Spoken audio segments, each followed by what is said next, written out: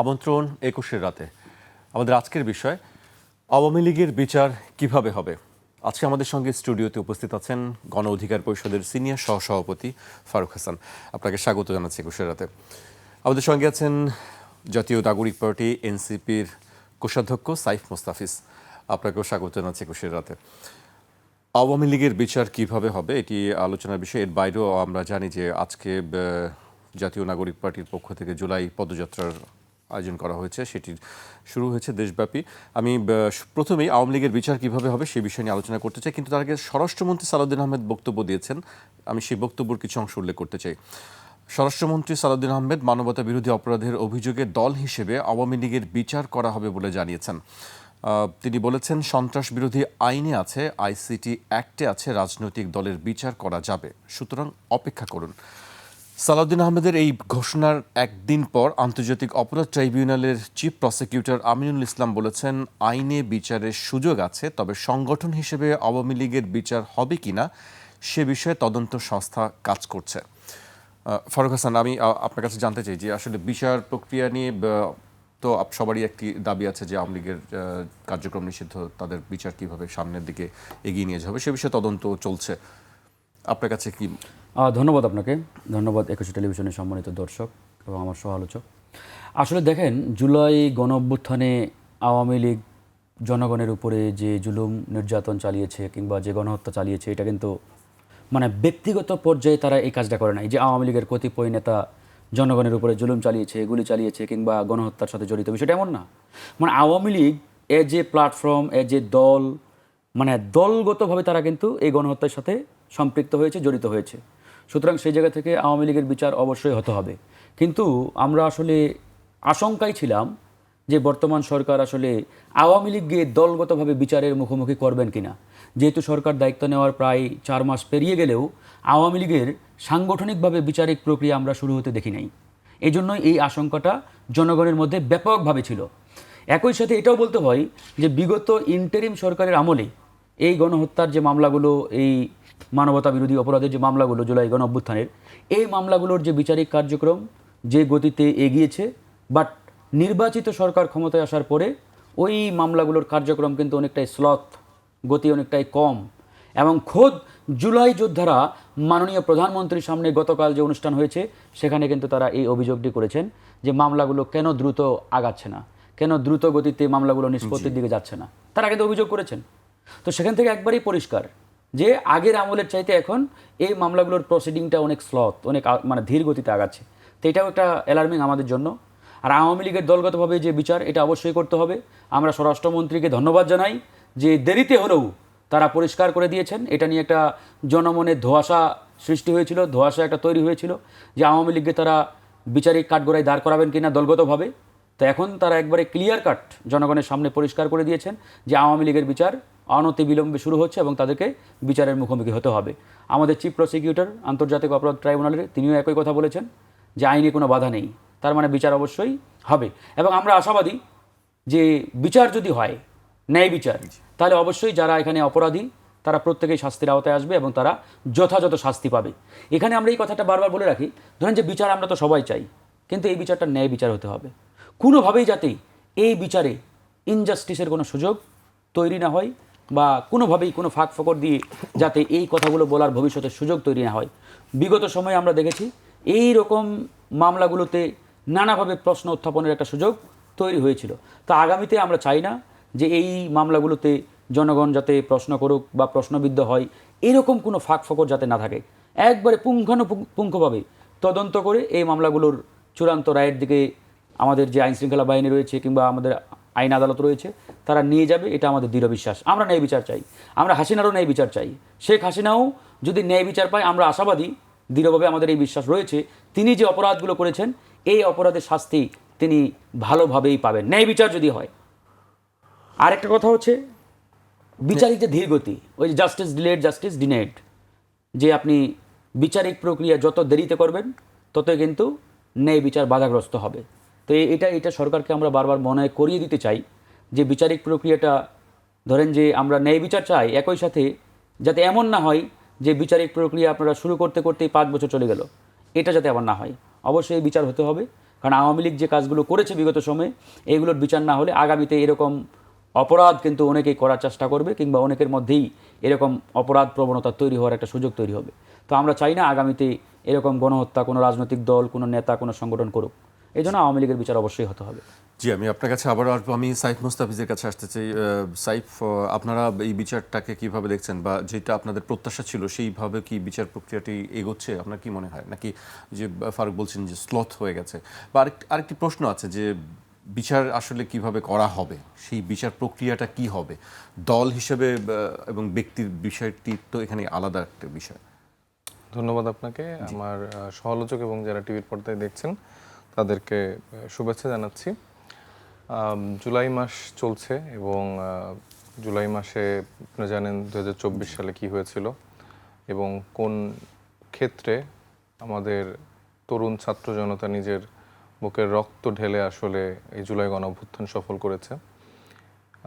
এই সফল করার ফলশ্রুতিতেই আসলে আমরা এখন এই টেবিলে বসে একসাথে কথা বলতে পারছি এবং বিগত 24-এর আগে 17 বছর ধরে যেই খুনি শেখ হাসিনা ক্ষমতায় ছিলেন, যাদেরকে নিয়েছিলেন তাদের বিচার নিয়ে আসলে কথা উঠছে এবং সেই বিচার আসলে কতটুকু এগুচ্ছে বা কতটুকু দৃশ্যমান এবং এইটা নিয়ে কোনো প্রশ্নবিদ্ধ জায়গায় তৈরি হচ্ছে কিনা সেগুলো জনমনে প্রশ্ন আছে।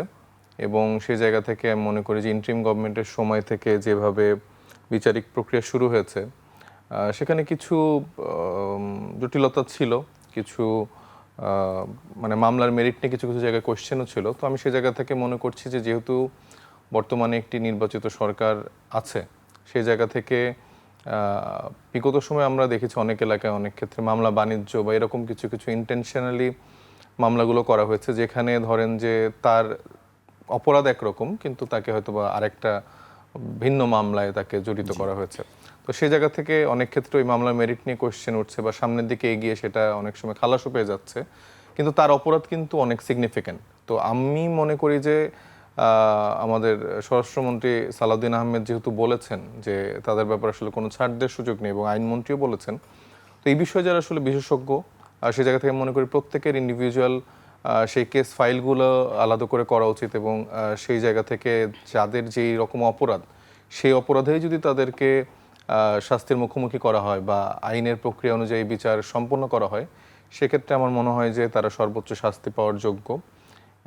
এবং আমি বর্তমানে গভর্নমেন্টের প্রতি আশা রাখতে চাই যে তারা আসলে যেই জুলাই গণঅভ্যুত্থানের ফলে বা যে মানুষগুলার জীবনের বদলে আসলে তারা আজকে একটা চেয়ারে বসেছে, এটা তো একটা অর্পিত দায়িত্ব। তো সেই দায়িত্বর আমানত হিসেবে তারা তাদের দায়িত্ব পালন করবেন এবং শুধু তাই না, বিগত 17 বছরও তো তাদের হাজার হাজার নেতাকর্মীদের গুম খুন করা হয়েছে প্রশাসনিকভাবে, পুলিশকে দিয়ে, র্যাব, ডিজিএফআই এইসব বাহিনীকে কাজে লাগিয়ে কিভাবে ভিন্ন মতকে দমন করা হয়েছে, নিপীড়িত করা হয়েছে, তুলে নিয়ে যাওয়া হয়েছে। এখানে ইলিয়াস আলীর মতো বিএনপির অনেক বড় বড় নেতাকে গুম করা হয়েছে, আবার বাংলাদেশ জামাত ইসলামের অনেক নেতাকে খুন করা হয়েছে, গুম করা হয়েছে এবং ভিন্ন মতের সকলকেই অনেকভাবে আসলে এর মধ্য দিয়ে যেতে হয়েছে। এবং আমি মনে করি এই জায়গা থেকে আওয়ামী লীগের যারা মানে 2 বছর হয়ে গেল প্রায়, তো সেই জায়গায় আপনি একটা মানে আমি মনে পড়ে না যে আওয়ামী লীগের কোনো একটা সেক্টরে কেউ একজন অনুশোচনা করেছে যে এটা আসলে একটা তার অপরাধ করেছে, অথবা বিগত 17 বছরের কোনো ভুল ত্রুটি নিয়ে তারা আসলে কোনো স্বীকারোক্তি দিয়েছে তারা অপরাধ করেছে। তো এদের মধ্যে আপনারা যে আমরা বারবার অনেক সময় বলছি যে একটা রিকনসিলিয়েশন প্রসেসের মধ্য দিয়ে আবার কিছু মানুষকে সুযোগ দেওয়া যায় কিনা, আমার মনে হয় যে তাদের আসলে কোনো সুযোগ দেওয়ার সুযোগই নেই, কারণ এরা তো মনে করছে না তারা ভুল করছে, বরঞ্চ এই জুলাই গণঅভ্যুত্থানে আমরা দেখতে পাচ্ছি তাদের যেসব সফট পাওয়ার আছে, তাদের বিভিন্ন সিনিয়র সাংবাদিক, বিভিন্ন ওই অ্যাক্টর, তারপরে গায়িকা নায়িকা, তারা কিন্তু করে সবাই আওয়ামী লীগ, কিন্তু তাদের বিভিন্ন ডেজিগনেশন দেয়া, তো সেই নাম পরিচয়ে তারা বিভিন্নভাবে জুলাইকে বিতর্কিত করার চেষ্টা করছে। তারা বারবার এটা বলার চেষ্টা করছে, আমি খুব ফলো করছিলাম বেশ কিছুদিন ধরে, তারা একই লাইনে কথা বলে, মানে আমি এটা খেয়াল করেছি, তারা বারবার এটা বলার চেষ্টা করছে যে মেটিকুলাসলি ডিজাইন, এই শব্দটাকে এভাবে বলছে যে এই জুলাইতে যারা স্টেক হোল্ডার যারা আছে, এই ফারুক, এই আমরা, এই বিএনপি, এই যারা এক্সওয়াইজেড যারাই আছে না কেন, যে আমরা মাঠের আন্দোলন করেছি, যারা আমরা রাজপথে ছিলাম বা বর্তমানে রাজনৈতিক দলগুলোতে আমরা আছি, তারাই আসলে এই ডিজাইনের অংশ এবং আমরাই নাকি এই হত্যাযজ্ঞগুলো চালিয়ে আওয়ামী লীগের উপর দায় চাপিয়ে দিয়েছি। তাদের কাছে স্নাইপার বা এগুলো কোনো সরঞ্জামই নেই, তাদের কাছে বন্দুকও নেই, তারা খেলনা পিস্তল নিয়ে ঘুরে বেড়াতো, এবং আমাদের কাছে নাকি সব আসল আসল অস্ত্রতে আমরা নিরীহ মানুষদেরকে মেরেছি এবং তাদেরকে দায় চাপানো হয়েছে। এবং খুবই ভয়ানকভাবে, আমি নাম উল্লেখ করছি না, কিন্তু আপনারা হয়তো বুঝতে পারছেন কাদের কথা বলছি। তারা এটাও বলছে যে ওই পুলিশের একটা আমরা ভিডিও ফুটেজ দেখেছিলাম যেখানে স্বরাষ্ট্রমন্ত্রীকে পুলিশ বলছে যে স্যার একটা মারি একটাই যায়, বাকিগুলো আর যায় না, আরো বাড়তে থাকে। কিন্তু সেটাকে তারা মেনশন করছে পুলিশ হত্যা দিয়ে, মানে পুলিশ হত্যার কথা এটাকে এখানে বোঝানো হচ্ছে। তো এই যে ভুল ন্যারেটিভ দিয়ে, এবং এখনো বহাল তবিয়তে আপনাদের টকশোগুলোতে বিভিন্ন মিডিয়া হাউসগুলোতে বসে বসে তারা এই বয়ানগুলো উৎপাদন করছে, এবং আমাদের আনফর্চুনেটলি তাদের সাথে এগুলো নিয়ে আবার ডিবেট করতে হচ্ছে। মানে এরকম একটা সত্য ঘটনাকে নিয়ে, যেখানে রিয়া গোপের মতো শিশুদেরকে পাখির মতো করে মারা হয়েছে, যেখানে আবু সাইদকে ওপেনলি আমরা দেখেছি কিভাবে গুলি করে মেরে ফেলা হয়েছে, যেখানে আমরা দেখেছি যে হাসপাতালগুলোতে লাশ নেওয়া হচ্ছিল না, সে পুলিশ সামনে প্রোটোকল দিয়ে রেখেছে, যেখানে লাশ বাইরে পড়েছিল। সেই ঘটনাগুলোকে এখন তারা অস্বীকার করছে 2 বছরের ভেতরে। এবং এই আওয়ামী লীগারদেরকে, মানে আমি মনে করি শুধু তো দলীয় বাহিনী না, এদের প্রত্যেকে ধরে ধরে বিচার করতে হবে। এদের অপরাধ আরো ভয়ানক, আরো গুরুতর, যারা এখনো বসে বসে বয়ান উৎপাদন করছে, যারা এখনো বসে বসে তুচ্ছ তাচ্ছিল্য করে এই দেশ এরকম গালিগালাজ করছে। এবং মানে ধরেন একটা অভিনেত্রী, সে এইটা বললো, তার মাও কিন্তু, তার যিনি মা ছিলেন, তিনি হচ্ছে যে আওয়ামী লীগের সংরক্ষিত মহিলা আসনের এমপি ছিলেন। মানে এই কানেকশনগুলো তো দেখতে হবে, তাদের তো আসলে গায়ে লাগছে, কারণ তারা যেই জীবনযাপন করতো, তারা তো সেই আনন্দের জীবনযাপন এখন করতে পারছে না। এখন হয়তো বা দিল্লি থেকে আপা কিছু কিছু টাকা পাঠাচ্ছে মাসে, অথবা তাদের অন্য কোনো পার্সোনাল আশা ভরসার জায়গা থাকতেই পারে, সে জায়গাতে তারা পারপাস সার্ভ করে যাচ্ছে।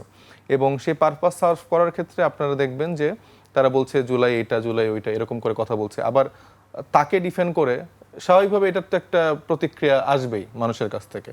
তো সেই প্রতিক্রিয়াগুলোতে যেগুলো একটু মানে খারাপ ল্যাঙ্গুয়েজে আসছে, বা সেগুলোকেই ওনারা হাইলাইট করছে, করে বলছে দেখেন এরা এই টাইপের কথাবার্তা বলে। এবং তাকে আবার আমি দেখলাম আরেকটা মডেল রূপী আওয়ামী লীগই, আবার সে আবার আইনজীবীও নাকি, সে আবার বলছে যে না, নারীদেরকে অসম্মান করা যাবে না।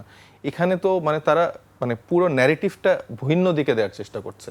সেখানে সে অপরাধ করছে একরকম, বয়ান উৎপাদন করছে একরকম, কিন্তু তাকে কেউ কিছু বললে সে হেট স্পিচটাকে তারা মানে ডাইভার্ট করছে নারীদের প্রতি অসম্মান করা, বা এই জেনারেশন হচ্ছে যে কীরকম ভিন্ডিকটিভ, এরকম একটা জায়গা প্লে করছে। তো এরা কালেকটিভলি একটা বয়ান উৎপাদন করার চেষ্টা করছে। তবে আমি যেটা দেখছি যে আমাদের বাংলাদেশের জনগণ এখন অনেক সচেতন, তারাও এদের এই কাজকর্মগুলো বুঝছে। কিছু মানুষ হয়তো বা একটু ডাইভার্ট হতে পারে, বা সেই জায়গা থেকে আমি মনে করি যে বাংলাদেশ সরকারের যিনি মানে প্রধানমন্ত্রী যিনি আছেন, তিনি আরেকটু দায়িত্বশীল আচরণ করবেন। এসব ক্ষেত্রে তাদেরকে কোনো স্পেস আসলে দেওয়ার সুযোগ নেই, কারণ এই খুনি অপরাধীদেরকে যদি আপনি আমার সাথে টকশোতে বসিয়ে প্রমাণ করতে বলেন যে না জুলাই এরকম না এরকম, তাইলে আসলে আমার মনে হচ্ছে আবার আমরা সে বিগত 17 বছরের আগে ফিরে এসেছি। তো এই বিচার কার্যক্রম অবশ্যই দ্রুতগতিতে হতে হবে। শেখ হাসিনাকে বাংলাদেশে এনে ফাঁসির রায় কার্যকর করতে হবে, এবং আওয়ামী লীগের যেই ক্রিমিনাল, যেই খুনি ভারতে পালিয়ে আছে, তাদেরকে ফিরিয়ে আনতে হবে। পররাষ্ট্রনীতির কাছ থেকে জায়গা থেকে ভারতের সাথে আমাদের বন্ধুত্ব সম্পর্ক যাই হোক না কেন, আমার মনে হয় ফার্স্ট প্রায়োরিটি আগে বলা উচিত যে আগে আপনি এই খুনিদেরকে ফেরত দিন, তারপর আপনারা বিভিন্ন চুক্তি করেন। এইটা হলে তাহলে বাংলাদেশের মানুষ আশ্বস্ত হবে যে হ্যাঁ, বাংলাদেশের গভর্নমেন্ট আসলেই বিচার করবে। কিন্তু শুধু মুখে মুখে সালাউদ্দিন আহমেদ খুব মানে একরকম পপুলিস্ট বক্তব্য দিয়ে দিল, হ্যাঁ এটা করব বা ওইটা করলাম, এরকম বিভিন্ন সময় বক্তব্য দিচ্ছে, কিন্তু কাজের কাজ যদি কিছু না হয়, তাহলে আসলে আলটিমেটলি আমাদের সে আশা ভরসার জায়গা থাকবে না। জি, আমি আপনার কাছে আবারও আমি ফারুক হাসানের কাছে আসতে চাই। আওয়ামী লীগ প্রসঙ্গে আমরা বিভিন্ন সারা দেশেই দেখি যে কখনো কখনো কোনো রাজনৈতিক দলের কাছ থেকে তারা সুবিধা পেয়ে থাকে। এই বিষয়টি কি আসলে কিভাবে আপনি দেখেন? এটি কি তাদের নিয়ে ঘুরে দাঁড়ানোর বা তারা কথা বলার সুযোগ পাওয়ার কি একটি সুযোগ তৈরি করে দিচ্ছে? দেখেন, রিকনসিলিয়েশনের যে একটা আলোচনা ইতিমধ্যে ব্যাপকভাবে চাওয়ার হয়েছে, এটা সোশ্যাল মিডিয়া কিংবা গণমাধ্যমে আমরা ব্যাপকভাবে দেখছি, এবং অনেকেই এরকম একটা ন্যারেটিভ প্রডিউস করার চিন্তা করছেন বা চেষ্টা করছেন যে আওয়ামী লীগের তো সবাই অপরাধী না, মানে যারা আওয়ামী লীগের অপরাধী না তাদের দোষটা কি, তারা তো রাজনীতি করতে পারে। তো এই জায়গাতে আমাদের একবারে পরিষ্কার বক্তব্য, যারা ধরেন যে গণহত্যার সাথে জড়িত না বা কিংবা মানবতা বিরোধী অপরাধী না, এরা অবশ্যই রাজনীতি করতে পারবে, তাদের তো রাজনীতি করতে কেউ নিষেধ করে নাই। এখন আপনি যদি রাজনীতিও করতে চান আবার আওয়ামী লীগও করতে চান, তাহলে কিন্তু ভাই প্রবলেমটা ধরতে পারছেন? ধরেন আপনি কোনো অপরাধের সাথে সম্পৃক্ত না, অপরাধ করেন নাই, আপনি ট্রায়াল ফেস করেন, মামলা ফেস করেন, যদি সেই ফৌজদারি মামলায় দেখা যায় আপনার বিরুদ্ধে কোনো অভিযোগ নাই, আপনি বের হয়ে আসলেন, আপনি অবশ্যই রাজনীতি করবেন। কিন্তু আওয়ামী লীগ করবেন যখনই এই শব্দটা বেরিয়ে আসে তখনই বুঝতে হবে তার ভিতরে কুমতলব আছে। কারণ আওয়ামী লীগ নামক এই সাইনবোর্ডটা গণহত্যার সাথে জড়িত, সম্পৃক্ত। সুতরাং এই সাইনবোর্ড নিয়ে এই নতুন প্রজন্মের বাংলাদেশে রাজনীতি করার আর কোনো সুযোগ নাই। না হলে ওই জার্মানির নাজি পার্টি তারা আজকেও রাজনীতি করতে পারতো, করতে পারে নাই, সুযোগ দেয় নাই জনগণ। ভারতে পপুলার ফ্রন্ট অফ ইন্ডিয়া নামে একটা সংগঠন ছিল, ওরাও পারে নাই। সুতরাং যে সকল দেশে রাজনৈতিক দল কিংবা কোনো সংগঠন গণহত্যার সাথে সম্পৃক্ত ছিল, জড়িত ছিল, তারা পরবর্তী সময়ে আর কখনোই উঠে দাঁড়াতে পারে নাই কিংবা রাজনীতি কার্যক্রম করার কোনো সুযোগ পায় নাই, অসম্ভব। তো সেই জায়গা থেকে আওয়ামী লীগ যেহেতু গণহত্যাকারী একটা সংগঠন, দল, এদের বিচারিক প্রক্রিয়ার মাধ্যমে অবশ্যই আমরা আশা করি যে সর্বোচ্চটুকু আমরা ন্যায় বিচার পাবো এবং এই ন্যায় বিচারের মধ্য দিয়ে আওয়ামী লীগ নিষিদ্ধ হবে সাংগঠনিকভাবে, রাজনৈতিকভাবে, এই যে সংগঠন, এবং আওয়ামী লীগের কার্যক্রম এই বাংলাদেশে চলবে না। আর যারা ওই ক্লিন ইমেজের গণহত্যার সাথে সম্পৃক্ত না, কোনো ফৌজদারি অপরাধ করেন নাই, ভালো কথা, আপনারা রাজনীতি করেন আপনাদের মতো, XYZ অনেক দল আছে। আওয়ামী লীগের কোনো ক্লিন ইমেজের লোক আমি দেখি না না, বিচারিক প্রক্রিয়া ফেস করার পরে বলছি আমি, বিচারিক প্রক্রিয়া ফেস করে কেউ যদি নির্দোষ প্রমাণিত হয়, আমাদের তো অসুবিধা নেই। সেটি তো একটি মানে অবশ্যই, of course, লম্বা of course, প্রক্রিয়ার of একটি course। ব্যাপার। বিচারিক প্রক্রিয়া ফেস করতে হবে। মধ্যেও আমি যে কথাটি না, বলছিলাম যে আগে সারা সুযোগ দেশে নাই কেন আমি বলি, ধরেন এই যে যারা শহীদ হয়েছেন প্রায় 1400-র উপরে, এই মানুষগুলোর সাথে আওয়ামী লীগের দ্বন্দ্বটা কি? পারিবারিক কোনো দ্বন্দ্ব ছিল? যে ব্যক্তিগত টাকা পয়সা নিয়ে কোনো দ্বন্দ্ব, পারিবারিক জমি জমা নিয়ে কোনো কলহ? নো। আওয়ামী লীগ কি কেউ ফেভার করছে কিনা আমি সেটি আসলে জানতে চাচ্ছি। আওয়ামী লীগের স্থানীয় পর্যায়ে আওয়ামী ফেভার লীগের করছে কিনা এটা তো পরিষ্কার। এই আওয়ামী লীগের মিছিলগুলো ডে বাই ডে কিভাবে বৃদ্ধি পাচ্ছে, কিভাবে বড় হচ্ছে। গতকালকেও সম্ভবত দেখলাম গাজীপুরে ছাত্রলীগের সাধারণ সম্পাদক কি নাসির মোরল বোধহয়, সে বিদেশ থেকে এসে দেশের মাটিতে নেমে বিশাল এক মিছিল দিয়েছে।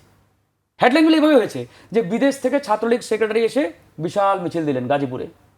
চিন্তা করে দেখেন তো এই যে মিছিলগুলো বড় হচ্ছে কাদের প্রশ্রয়ে, কাদের আশ্রয়ে? নিশ্চয়ই পিছন থেকে কেউ না কেউ সাপোর্ট দিচ্ছে, ব্যাকআপ দিচ্ছে। তা না হলে তো এই মিছিলগুলো বড় হওয়ার কথা না, দিনকে দিন ছোট হওয়ার কথা। তো কারা দিচ্ছে? যারা রাষ্ট্রীয় ক্ষমতায়, যারা দায়িত্বে রয়েছেন আইন শৃঙ্খলার, তারাই তো এর পিছনে নিশ্চয়ই কোনো না কোনোভাবে তাদেরকে সাপোর্ট দিচ্ছেন, সহায়তা করছেন।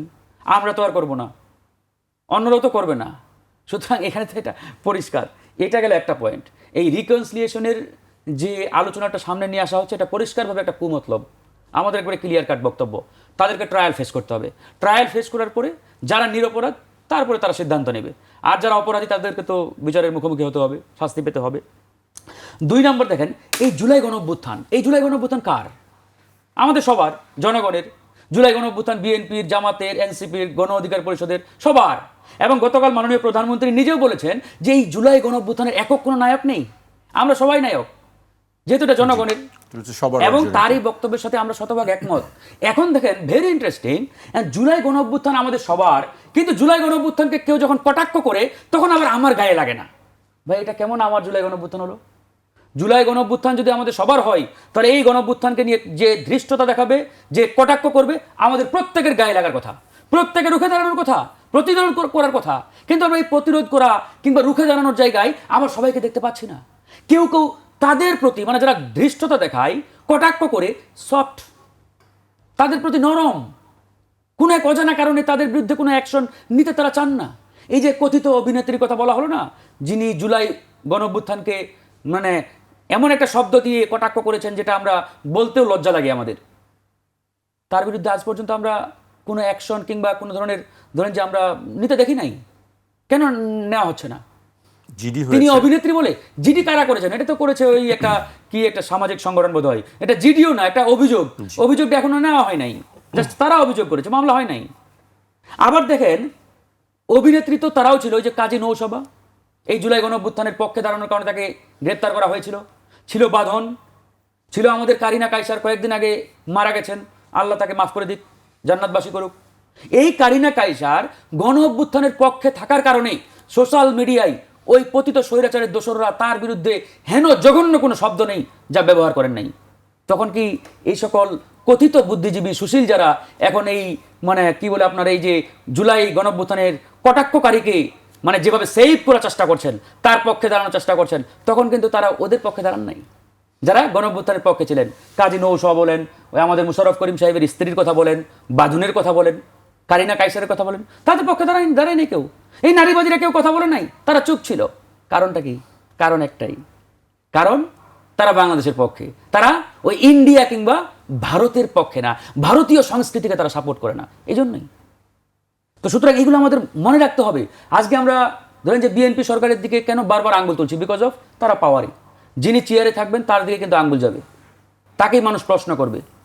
এখন আপনি সরকারে, আপনি দায়িত্বে, আপনার আইন শৃঙ্খলা বাহিনী, আপনার পুলিশ, আপনার র্যাব, আপনার ডিবিএসবি, এখন এরা যখন বসে বসে ধরেন যে খেলা দেখে ব্রাজিল আর আর্জেন্টিনার, আর আরেক দিকে আওয়ামী লীগ ছাত্রলীগ বহাল তবিয়তে মিছিল করে, জনগণ তো চুপ থাকবে না, প্রশ্ন করবে আপনাকে।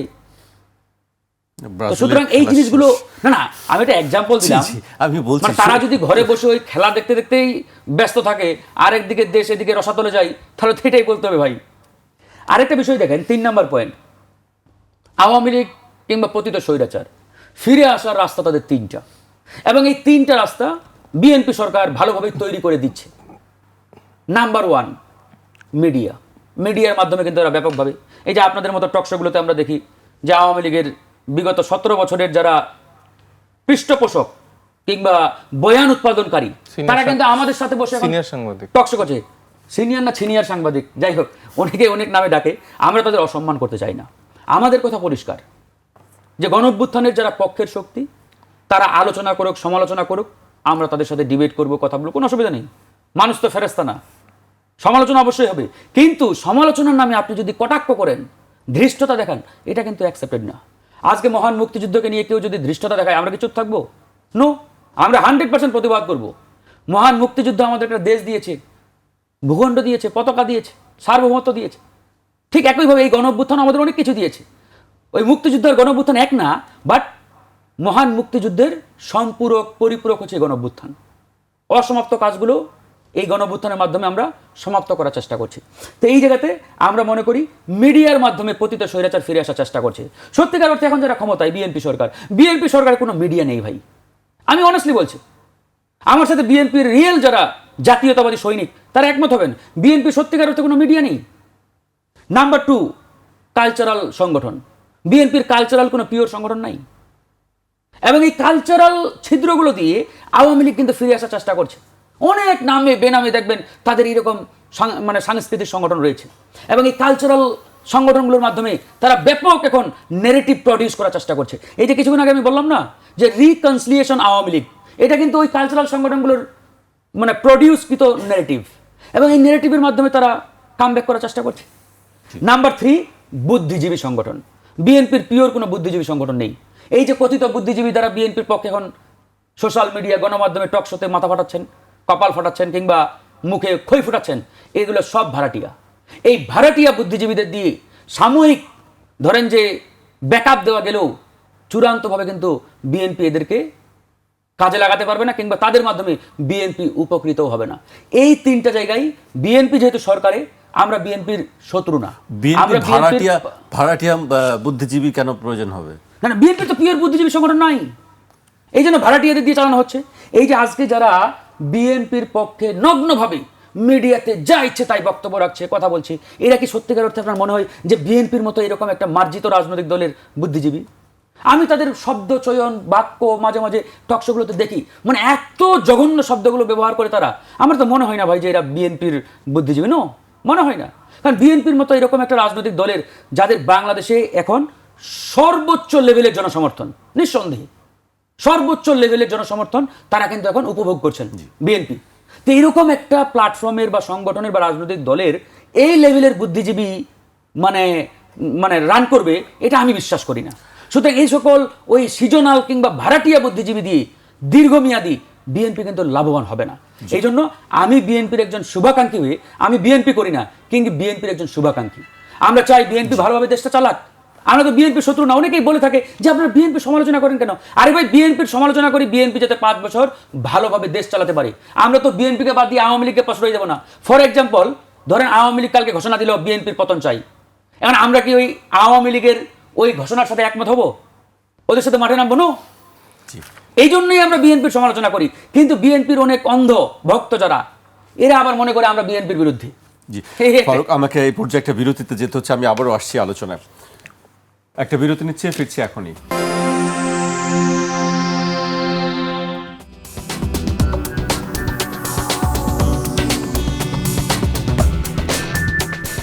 বিরতির পর আবার স্বাগত। আপনারা দেখছেন ২১-এর রাত।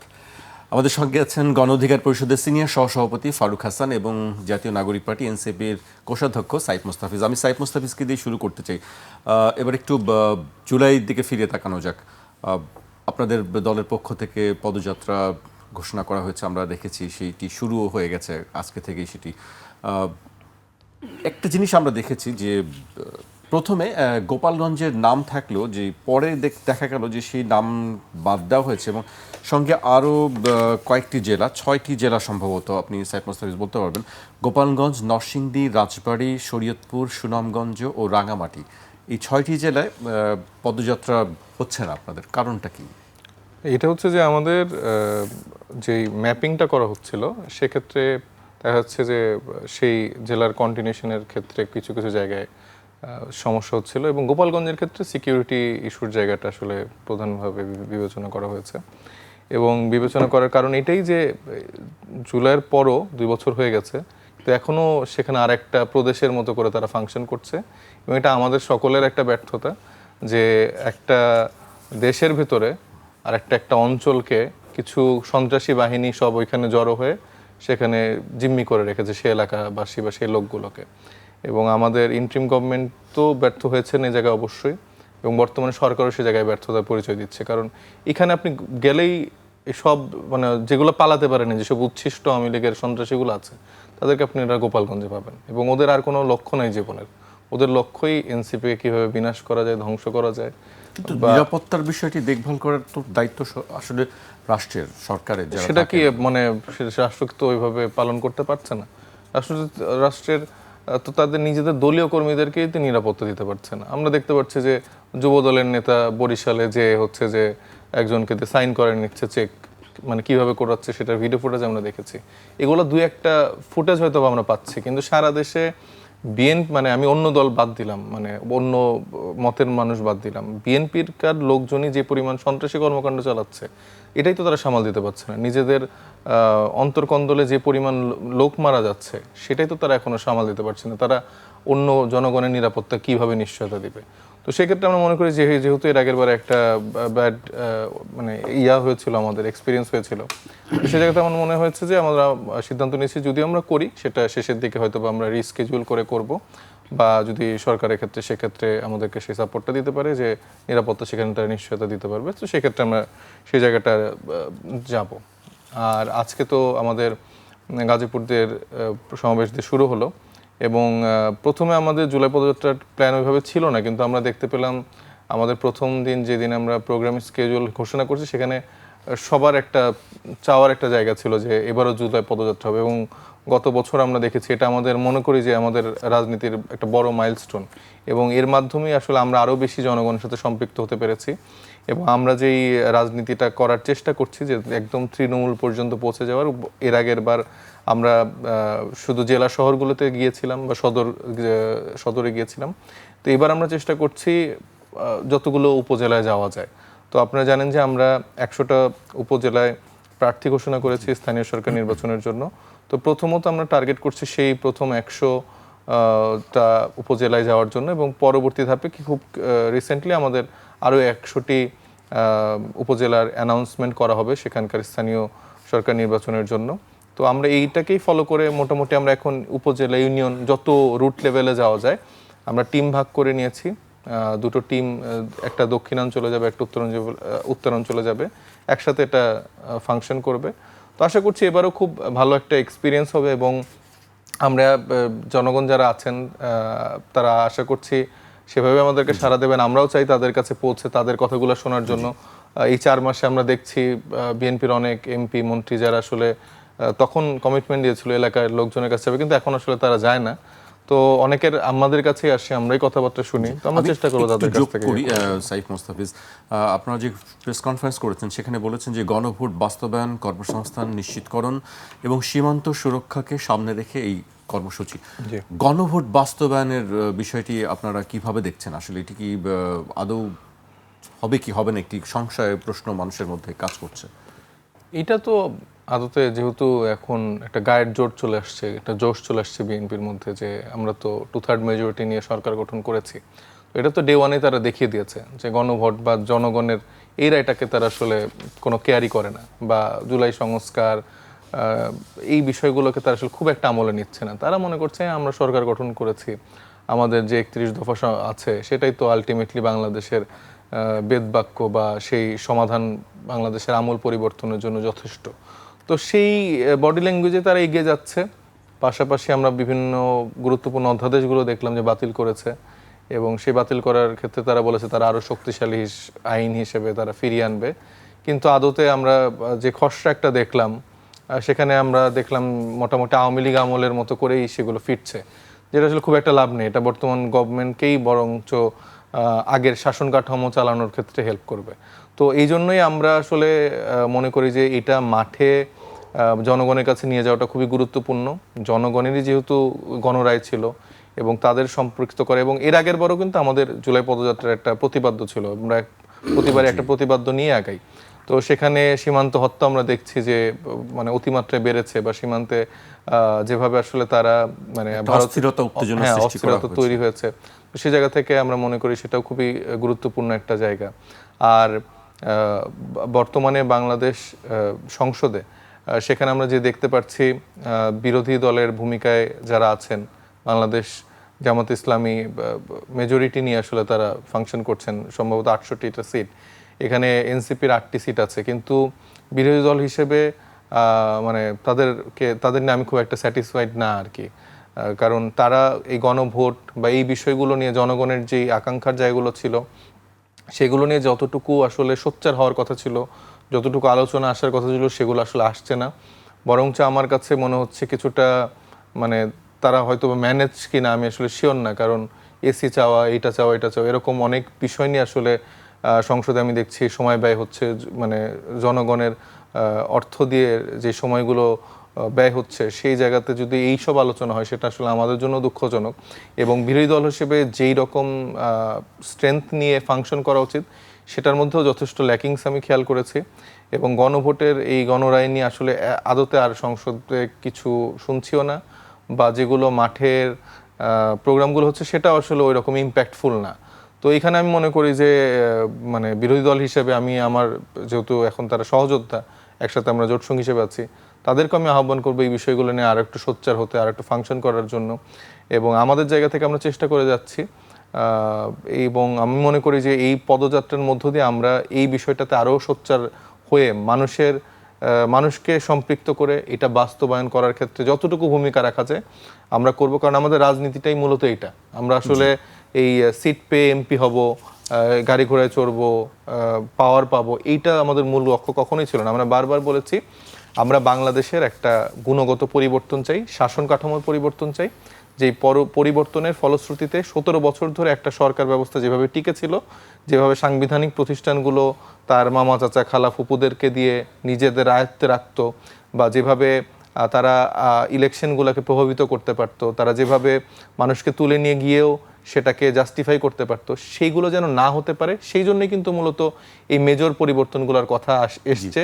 ঐক্যমত্য কমিশন আলাপ হয়েছে, অধ্যাদেশগুলো হয়েছে, কিন্তু সেগুলো আসলে বাতিল হয়ে গেছে। তো এটার জন্য আমরা লড়াই করতে চাই। বাংলাদেশের জনগণকে আমি আহ্বান করব আবার সেই জুলাই আমরা ওই যে একাত্তরের মতো করে চেতনার বিশ্বাস মানে ব্যবসা আমরা করতে চাই না। আমরা অ্যাকচুয়ালি এই স্পিরিটটাকে ধারণ করি পরিবর্তনের জন্য। আমরা মনে করি এই পরিবর্তনের জন্য জনগণও আমাদেরকে সেভাবে সাড়া দেবে। লড়াই কি এনসিপি একা একাই করবে নাকি 11 দলীয় জোট একসঙ্গে করবে? আপনি একটি কথা বলছিলেন, কথার মধ্যে আমি যে বিরোধী দল ম্যানেজড কিনা এই প্রশ্ন আপনি তুলেছেন বা সংশয় আপনি করেছেন, সেইটার কি আপনাদের উপরে কি এসে পড়ে কিনা এই বিষয়টি? হ্যাঁ, এটা আমাদের উপর তো এসে পড়ে, এই জন্যই তো আমি বললাম। মানে আমি অলওয়েজ মনে করি যে আত্মসমালোচনা করা খুবই ইম্পর্টেন্ট, এবং দায়ের রাজনীতিটা আমাদের করতে হবে। শুধু আমি সবকিছুতে সঠিক, সবকিছু ভালো করছি এটা না, আমার মধ্যেও ল্যাকিংস আছে, আমাদের দলের মধ্যেও ল্যাকিংস আছে, আমাদের জোটের মধ্যেও ল্যাকিংস আছে। আপনি দেখেন যে আমাদের যে বিরোধী দলীয় নেতা, উনি দুজন প্রতিমন্ত্রী, একজন প্রতিমন্ত্রী আর একজন সম্ভবত প্রশাসক, তাকে নিয়ে এলাকায় ঘুরছে, এবং সেই প্রতিমন্ত্রী চরম বিতর্কিত একজন লোক। এলাকার কি উন্নয়ন হচ্ছে, বা আবার আমরা দেখছি কোনো এমপি তার কোনো একটা মন্ত্রীকে কর্ডন করে নিয়ে যাচ্ছে এবং সেটা খুব প্রাউডলি বলছে যে মন্ত্রীকে নিয়ে এসেছি। তো এইটা তো তাদের কাছ থেকে আমরা এক্সপেক্ট করি না। তাদেরকে জনগণ যেই জন্য ভোট দিয়েছে সেভাবে তারা ভূমিকা রাখাটা উচিত। এই কোন মন্ত্রী আসলো, কি বরাদ্দ দিল, কি এটা এখানে ফ্যাক্টর না। আপনি গুণগত পরিবর্তন যদি না করেন, আপনি আজকে স্থানীয় সরকার যে মন্ত্রণালয় সেটার যদি কাঠামো আপনি পরিবর্তন না করেন, তাহলে মীর শাহ আলমরা তো ফেলে ফুপে আবার সেই তার এলাকাকেই ওই নিজের বাপদাদা সম্পত্তি বানায় ফেলবে। তার যে ছেলের নামে তার যে কোম্পানি সেটা দিয়ে সব কাজকর্ম চালিয়ে যাবে। যে কাজগুলো, রাস্তার কাজগুলো হবে, সেগুলো আপনারা দেখবেন যে মানে গুণগত মান সেই আগের মতোই হবে। তো আপনার সিস্টেমেটিক পরিবর্তন ছাড়া আপনি যতই জনগণের জন্য বরাদ্দ দেন, নিজের জন্য বরাদ্দ দেন বা নিজের জন্য এসি আনেন না কেন, সেটা আসলে আলটিমেটলি বাংলাদেশের মানুষের জীবনের কোনো গুণগত পরিবর্তন আসবে না। তো এইটা বোঝাটা আমার মনে হয় খুব গুরুত্বপূর্ণ। আমি শিওর তারা আমার থেকে আরও ভালো বোঝেন রাজনীতি, আরও অনেক এক্সপিরিয়েন্স। তো তারা রাজনীতিটা জনগণের সাথে যেন না করে, রাজনীতিবিদদের সাথে রাজনীতি করতে পারে, কিন্তু জনগণের ক্ষেত্রে তারা এই স্বচ্ছ রাজনীতিটা করা উচিত। এটা আমি তাদের ক্ষেত্রে এক্সপেক্ট করি। জি, আপনার বক্তব্য আমরা শুনছিলাম। আমি সাইফ মুস্তাফিজ কয়েকটি কথা বলছিলেন, যুবদলের একটি প্রসঙ্গ তুলছিলেন। আমি সেই আলোচনা যাবার আগে আমি একটি বক্তব্য উল্লেখ করতে চাই। বিএনপি একজন নেতা, সিনিয়র নেতা, দীর্ঘ 18 বছরের আন্দোলন সংগ্রাম, দমনপীড়ন ও বঞ্চনার কারণে বিএনপির নেতাকর্মীদের মধ্যে কিছুটা অস্থিরতা থাকা স্বাভাবিক বলে মন্তব্য করেছেন দলের ভাইস চেয়ারম্যান শামসুজ্জামান দুদু। তবে বর্তমান পরিস্থিতিতে সবাইকে ধৈর্য ধরার পাশাপাশি গণতান্ত্রিক শক্তিগুলোকে সরকারকে দক্ষতা ও ধৈর্যের সঙ্গে সহযোগিতা করার আহ্বান জানিয়েছেন তিনি। দেশের বর্তমান পরিস্থিতি নিয়ে উদ্বেগ প্রকাশ করে তিনি বলেছেন, একটি মহল বিভিন্ন স্থানের ছোট ছোট ঘটনাকে বড় আকার দিয়ে অস্থিতিশীলতা তৈরির চেষ্টা করছে। এ ধরনের অপচেষ্টা মোকাবেলায় সব গণতান্ত্রিক শক্তিকে সতর্ক থাকার পাশাপাশি সরকারকে সহযোগিতা করার আহ্বান জানিয়েছেন ফারুক হাসান। তিনি নিজের দলের নেতাকর্মীদের কথা বলেছেন, তাদেরকে ধৈর্য ধরার কথা বলছেন, অস্থিরতা একটি কাজ করছে সেটিও তিনি বলেছেন। সম্প্রতি বেশ কয়েকটি ঘটনা আমরা দেখছি সোশ্যাল মিডিয়াতে, আপনি কীভাবে দেখছেন? ধন্যবাদ আপনাকে। না, আমি এই ঘটনাটি কালকে দেখেছি। এটা ঘটনাটা মনে করেন যে হাস্যকর হলেও এটা অত্যন্ত মর্মান্তিক এবং পীড়াদায়ক। যে একজনের ধরেন যে আপনার ব্যক্তিগত আপনার ধরেন যে অঙ্গে চাপ দিয়ে ধরেন যে জোর করে চেকে স্বাক্ষর করে নেওয়া, এটা তো একটা মারাত্মক লেভেলের জুলুম। মানে জুলুমের যে কয়েকটা পর্যায় রয়েছে, আমি মনে করি এই জুলুমটা একবারে চূড়ান্ত পর্যায়ের একটা জুলুম। বয়স্ক, হ্যাঁ, ওই যে আমাদের কবি আজাদ বলেছিলেন না, ভাত দে হারামজাদা না হলে তোর মানচিত্র খাবো। তো এরা কি আসলে ওই উক্তিটাকেই উল্টোভাবে বলছেন কিনা, যে চেকে সাইন দে হারামজাদা না হলে তোর অন্ডকোষ চাপবো? মানে এটা জিনিসটা এইরকমই মনে হচ্ছে আমার কাছে। তো এইটা আসলে কোনোভাবেই কাম্য না। এবং এটা যারা করেছে আমি মনে করি তাদের বিরুদ্ধে কঠোর ব্যবস্থা নেওয়া দরকার। যদিও তারা গ্রেপ্তার হয়েছে ইতিমধ্যে, সাংগঠনিকভাবে কঠোর ব্যবস্থা নেওয়া দরকার এবং আইনগতভাবে তো নেবেই ইতিমধ্যে, যেহেতু গ্রেপ্তার হয়েছে। এখন দেখেন, এই যে আমাদের সাইফ মুস্তাফিজ যেটা বললেন, তারা আসলে কিছুটা একে অপরকে দায় দিয়ে নিজেরা দায় মুক্তি পেতে চায়, এরকম একটা মানে ভাব। বিরোধী দল আজকে যারা পার্লামেন্টে রয়েছেন, বৈধ বিরোধী দল, প্রাতিষ্ঠানিক বিরোধী দল, তারা কিন্তু এক প্রকারের একটা কুসুম কুসুম দহরম মহরমের মধ্য দিয়ে দিনগুলো পার করছেন। মানে হালকা হালকা প্রতিবাদ হবে, আবার হালকা হালকা দহরম মহরম হবে, না এইরকমই ধন্যবাদ জানাচ্ছে তিনি। এবং তারাও কিন্তু এটার বাইরে না, তারাও এটার অন্তর্ভুক্ত। হ্যাঁ, সে নিজেও স্বীকার করেছে। তো এখানে আপনি ধরেন যে জনগণের পক্ষের যে দাবিগুলো, এগুলো আদায়ে যদি আপনার কঠোরতা না থাকে, এগুলো আদায়ে যদি আপনার কর্মকৌশল না থাকে, তাহলে তো বলার কিছু নাই ভাই। জায়গা মতো কঠোর হতে হবে, জায়গা মতো নরম হতে হবে। কারণ আপনি তো নিজের জন্য হচ্ছেন না, দলের জন্য হচ্ছেন না, হচ্ছেন জনগণের জন্য। কারণ এটা জনগণের চাওয়া। সুতরাং সেই জায়গা থেকে আমি মনে করি বিরোধী দল হিসেবে তাদের পারফর্ম এখানে অনেকটাই সন্দেহজনক। জনগণ বলছে, এটা আমরা বলছি না, জনগণই তাদেরকে সন্দেহের জায়গায় দেখছে, যে তারা উপরে উপরে বলছে এক, তলে তলে করছে আর এক। তো এরকম যদি সন্দেহের জায়গা তারা তৈরি করে জনগণের মধ্যে, তাহলে তো জনগণ তাদেরকে বিরোধী দল হিসাবে যে প্রত্যাশাটা তাদের কাছ থেকে তারা করে, এটা তো করবে না। এখানেও সন্দেহের একটা জায়গা তৈরি হবে যে আমরা যাদেরকে বিরোধী দল মনে করি তারা তো আদতে বিরোধী না। তো এই জিনিসটা আমি আশা করব তারা ক্লিয়ার করবেন এবং ভবিষ্যতে তাদের কার্যক্রমগুলোর মধ্য দিয়ে সেটা প্রতিফলিত হবে, এটা আমার বিশ্বাস। এবার আসেন বিএনপির কথায়। এই যে গণভোট, জুলাই সংস্কার, সনদ বা সংস্কার, যত কিছুই বলি না কেন, বিএনপি আসলে যখন চাপে পড়ে তখন তারা ঘোলা পানিতেও মানে কি বলে ওই মানে কি বলে, এটা একটা প্রবাদ আছে যে ঘোলা পানি পান করে আর কি, এরকম একটা অবস্থা। তো বিএনপির প্রতি আমাদের আহ্বান থাকবে তারা যাতে ঘোলা পানি পান না করে, পরিষ্কার পানি পান করে। যেমন ধরেন ইন্টারিম সরকারের আমলে এনবিআর সংস্কারের জন্য সরকার একটা প্রস্তাব নিয়ে আসলো সামনে, এবং এটা মোটামুটি প্রায় চূড়ান্ত আলোচনা, পর্যালোচনা, বিশেষজ্ঞদের দিয়ে আলোচনা করে সব কিছুই প্রস্তুত যে এনবিআরকে যদি ফাংশনাল করতে হয় তাহলে এটাকে দুটো পার্টে ভাগ করতে হবে। পলিসি লেভেলটা আলাদা করতে হবে, এক্সিকিউটিভ লেভেলটা আলাদা করতে হবে, যদি আমরা সত্যিকার অর্থে রাজস্ব আদায় করতে চাই আমাদের এক্সপেকটেশন অনুযায়ী।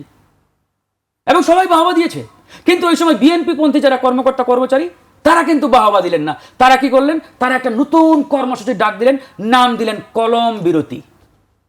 এবং সবাই এভাবে টেবিলে কলম রাখলেন, বলেন আজকে থেকে আমরা আর কাজ করব না যতক্ষণ না পর্যন্ত এই সিদ্ধান্ত বাতিল করা হয়। মহা মুসিবত। আর ইন্টারিম সরকার পরবর্তীতে বাধ্য হলেন বাতিল করতে, এনবিআর সংস্কার হলো না। তারপরে নির্বাচিত সংস্কার আসলেন বিএনপির সরকার, এখন বাজেট দিবেন। বাজেট দেওয়ার আগে চিন্তা করলেন যে আমরা যে একটা ভঙ্গুর অর্থনীতি পেয়েছি এটা কি আসলে 2 বছরের মধ্যে রিকভার করতে পারবো, রিবিল্ড করতে পারবো? তাদের বুদ্ধিজীবীরা আবার অনেকে বলছে হ্যাঁ সম্ভব, কোনো অসুবিধা নেই। আবার যারা রিয়েল বুদ্ধিজীবী অর্থনীতিবিদ তারা বললেন 2 বছর না, এটা 4-5 বছরেও সম্ভব না, এমন একটা ভঙ্গুর অর্থনীতি আমরা পেয়েছি। একই সাথে দেখেন আইএমএফ আমাদের মোড়ল যারা আমাদেরকে লোন দেয় তারা বললেন যে আপনারা যদি সংস্কার না করেন তাহলে লোন পাবেন না, লোন দিলেন বন্ধ করে। তারপর দিনেই জরুরি বৈঠক ডেকে সরকার সিদ্ধান্ত নিলেন এনবিআর সংস্কার করতে হবে, না হলে হবে না। পার্লামেন্টে আইন করে এখন এনবিআর 2 ভাগ করেছে, অথচ এই জিনিসটার উদ্ভাবক হচ্ছে ইন্টারিম সরকার। কেন ভাই? তখন করলে অসুবিধা হতো। এই জন্য আমরা বলেছি যে বিএনপি পানি খায় কিন্তু ঘোলা পানি খায়, মানে জলটা ঘোলা করে খায়। আর এই জলটা ঘোলা করতে গিয়ে কিন্তু মহা মুসিবত। হ্যাঁ, আপনি যদি জলটা ঘোলা না করতেন ইন্টারিম সময় এটা বাস্তবায়ন হইতো। আমি চ্যালেঞ্জ দিয়ে বলতে পারি আজকে যে আমাদের ইকোনমি যে জায়গায় দাঁড়িয়েছে কিছুটা হলেও আমরা রিকভারি করতে পারতাম, কিছুটা, পুরোপুরি তো সম্ভব না এই মুহূর্তে, কিছুটা। কারণ এই 1 বছরের মধ্যে অনেকটাই কিন্তু তারা ধরেন যে ফাংশন করতে পারতো, কিন্তু আপনারা ওই সময় বাধা দিয়েছেন, প্রতিবাদ করেছেন, হতে দেন নাই। আর আজকে কেন হলেন? ওই যে উপর থেকে চাপ দিল। এই জন্যই বলছি আগামীতে অনেক সংস্কার হবে, বাধ্য হয়েই তারা করবে যখন তারা বিপদে পড়বে। কিন্তু এই যে টাইমটা যাবে এই টাইমের মধ্যে বাংলাদেশটা অনেক পিছিয়ে যাবে, অনেক। তারা হয়তো নিজেরাও চিন্তা করতে পারছে না। এই জন্য আমরা বিএনপি সরকারের প্রতি আহ্বান জানাই, আপনারা দয়া করে এই গণঅভ্যুত্থানের মূল স্পিরিটটাকে নষ্ট করবেন না। জনগণের যে এক্সপেকটেশন, যে চাওয়া জুলাই গণভোট এবং জুলাই সনদ, এটাকে আপনারা বাস্তবায়ন করেন। যদি মনে করে থাকেন যে এখানে কোনো কাটছাট করা দরকার, সংস্কার আনা দরকার, এই প্রপোজালগুলোতে নিয়ে আসেন, অসুবিধা নেই। একবারে শতভাগ করতে হবে আমরা বলি না, 19-20 হলেও অসুবিধা নেই, কিন্তু বাস্তবায়নটা করেন। দয়া করে বলিয়েন না যে গণভোটটা আবার কি, এটা তো হয়ে গেছে, এরকম কথা আমরা শুনতে চাই না। জি, আজকে আমাকে এখানে শেষ করতে হচ্ছে। আপনাদের দুজনকে অনেক ধন্যবাদ আমাদেরকে সময় দেওয়ার জন্য। আজ এখানেই শেষ করছি, কাল আবার দেখা হবে ঠিক রাত 12টায়।